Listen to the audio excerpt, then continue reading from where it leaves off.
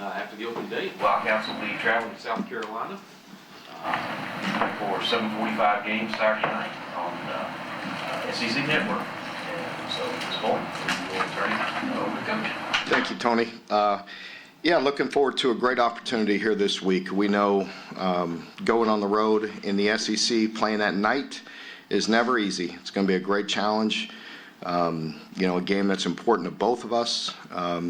In a South Carolina team that's very good, coming off a tough loss. So I'm sure they'll be amped up, and our team will be prepared and ready to go. We had a good week of practice last week, and looking forward to getting back at it today. Lucky to Cutter as QB1 on the depth chart. Is that an indication of Zach's health, or do you just believe he's the best going forward? It is what it is. I mean, it's a combination of a lot of things, but Zach has not been 100% to this point. Wouldn't that Eastern Michigan game showed you that there's a lot to build on good with what Cutter can do? I think you know this by watching us very closely for the last year and a half.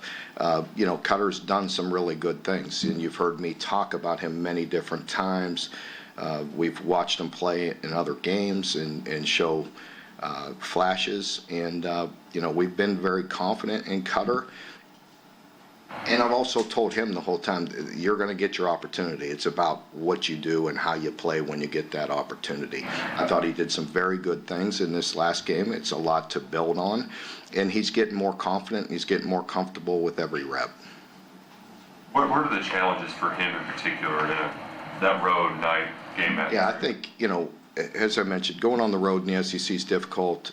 We know playing at South Carolina, William Bryce, that place is incredible. What a great atmosphere. It's always a real challenge, and I think it's about us and it's about our operation. For him, to play in a hostile environment like that, we got to have people play well around him, and we got to really work it this week, with the silent count and crowd noise and all those things. Part of the young quarterback decision making is one of the things you occasionally worry about. How did he do in that part against Eastern Michigan? Yeah, I thought he did a very good job. It's easy for all of us to watch the film afterwards and dissect it and maybe have some opportunities that were there that maybe were missed. But overall, he was very comfortable, he was very confident, and he played well. When you talk about the people around Cutter playing well, what is it specifically that you're looking for going into South Carolina for them to do? We have to play clean. We've done a very good job this year of protecting the football. I think we have one fumble, one interception, and we've got to continue to protect the ball. The operation has to be good, as far as pre-snap penalties and things of that nature, just the communication as a whole. Offensive line, I think it starts there. We have to give some protection. We know South Carolina can harass the quarterback. We have to give them some time, and we have to have some balance as well. Dylan Stewart, that edge, really wrecked things last year as a true freshman. Are there things you can do schematically to try to help out with that guy? Well, at times, and then there's times when you just have to win. We have to give him enough time. You always have to be very aware where he's at and have a plan. But again, you can't do that on every snap. There's going to be one-on-one matchups, and we have to hold our own. Mark, through 3 games, what's been your assessment of Willie right now? Yeah, Willie is a very good football player that's done a good job. That's getting better. He's still very young. You got a guy that's playing with him in Caddis that's playing at a high level. The combination of the two, I'd say it's in the neighborhood of 14 catches or something, somewhere in there. So they've done a nice job. Has the scheme of the South Carolina offense changed drastically with Shula calling the plays versus Watkins? South Carolina's offensive scheme? Yeah, I think that's a good question, but there's a lot of things that carry over. I think it's very easy to see that the offense running through Lenoris, right? He's just a dynamic player, just an extremely talented player, very good. I think, you watch him in the pocket with a clean pocket, and you see the way he throws the football and the velocity that he has on it and the accuracy, very impressive. We all know what he can do on his feet, with either designed runs or when things break down. He is so big and so strong, that he's tough. He's good in a lot of ways. So, play calling, there's obviously going to be some difference, but there's a lot of things that carry over as well. Mark, in this series, Clayton White's been there, you've had some struggles, just kind of scoring. Pardon me? Since Clayton White has got their South Carolina defensive coordinator, scoring, I think y'all have 5 touchdowns in 4 games, just what do they do and what kind of challenges do they bring on that side? I don't go back looking at the 4 games in particular, but they're a good team. They last year, I think, was the game that stood out. It was just protection. They had some guys that wrecked it, and pressure was a big thing. I think, last year, that was I think it was the first SEC game for us, and going into that matchup, we didn't know exactly who, how we would hold up, and I think we found a lot out in that game that was a tough matchup for us. And so, to your point earlier, do what you can do and find some ways to chip and protect and not let those guys just wreck a game. But overall, South Carolina, they've always been good matchups. They've always played very aggressive. Extremely impressive up front. In particular, if you're going back to the past, last year they had good, really good cover guys. A lot of those guys returned, and the guys up front, I don't think enough was talked about last year with their interior players. And the same this year, very disruptive. But last year they had some very experienced guys that were there for a long time to go with the game wreckers on the edge. Last week, Missouri had some good rushing numbers against South Carolina. You talk about playing well around Cutter. How much does your rushing game contribute to playing well around him going inside? Well, I think that's obviously a point of emphasis, that balance. You've heard me say it 2,000 times probably, but you have to have some balance, and you go back again to the previous games. If we're not able to run the ball, and you have to drop back and pass, and that was a area of concern a year ago in particular. So we have to have the balance. The run game, it always starts there with us. Sellers is obviously a different kind of athlete, but you've faced some pretty mobile quarterbacks so far. Has it been good tape to give your rushers a good feel for what to? Yes, and it's also very difficult. He's different. He's definitely different because he's one of those guys that if you sit back there and you give him the time, he will dissect you. So he could certainly throw the ball very accurate. It's a little different when you're playing a guy that is very, very talented in both, throwing the ball and running. Mark, what's been your assessment of Joshua?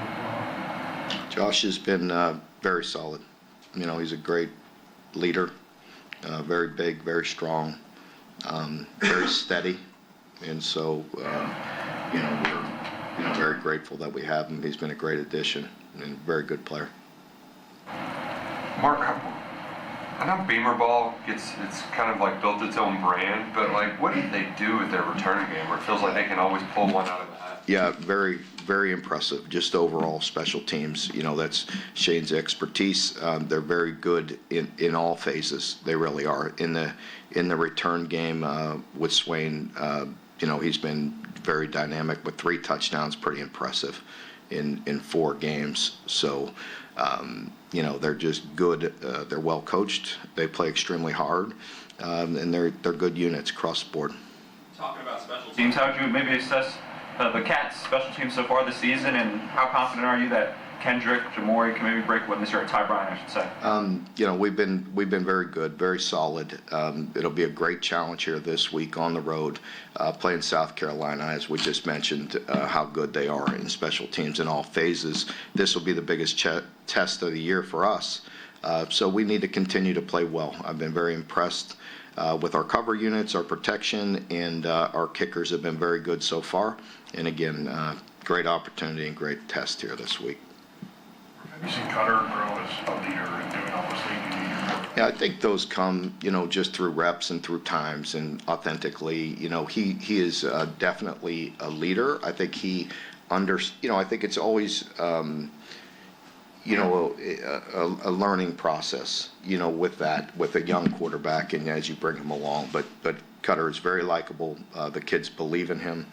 They were excited last week. No, you know, reflection of Zach or anything. As I mentioned, if anybody gets hurt, we never want to see that. But I think, you know, players were excited to watch Cutter and to see what he can do, and he'll have another opportunity here this week.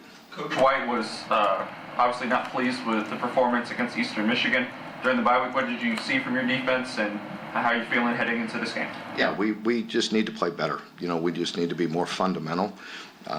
You know, play cleaner, you know, be in position. Generally, we're a good tackling team when we're in good position on the football. And, you know, so, you know, we'll be tested here this week and need to play better. Mark, do you think you're going to get the two guys at cornerback this week? I hope so. Yeah, yeah, that's the plan. You said Zach's still not 100% out, but it's not like do you think it's a long-term injury, or is he going to be back to where you can play him? Well, you always got to massage me into talking about it. You know, you try to do it very, you know, nice. So, yeah, I get it. You know, we'll see. You know, any time you're dealing with an arm with a quarterback, I mean, you have to be smart and cautious and make sure he's healthy. Mark, in terms of the tackling on the perimeter, in the off week, I assume that was a big point of emphasis. Did it look better? Yeah, I mean, yes, and it's very hard to simulate that. You know, we did do a very good amount of good against good, you know, where we're playing fastball, so we get pushed and tested, but we're still not going down to the ground, you know, so, you know, we generally through the years have been pretty sound and pretty fundamental. We play very good people, and that's only going to improve, you know, starting this week. So when you're playing dynamic guys, you got to have a bunch of people around the football and be in a great position. Or just, I know you talked about changing things up for the bye week last week, but is there something that you can see in practice that gives you a good sense about where the team's head's at going into a game?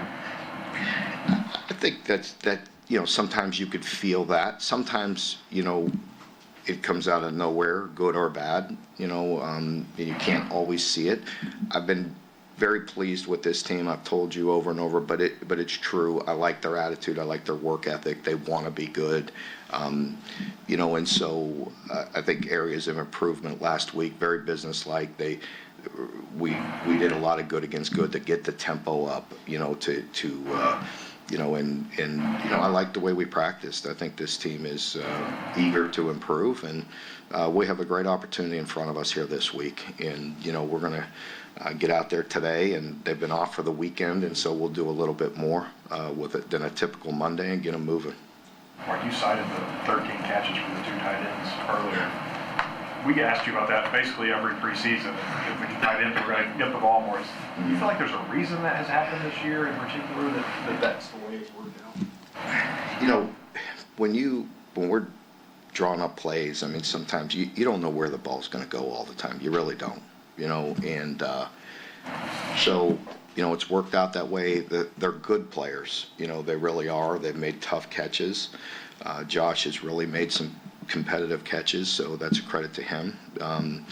But you know, it's some of it is where the ball goes. I think you could see I think it was last week, the long catch, you know, was off schedule play, and he made a tough catch, and you know, he had a couple more of those, you know, through the year that were very close that he didn't bring down. But he's been competitive.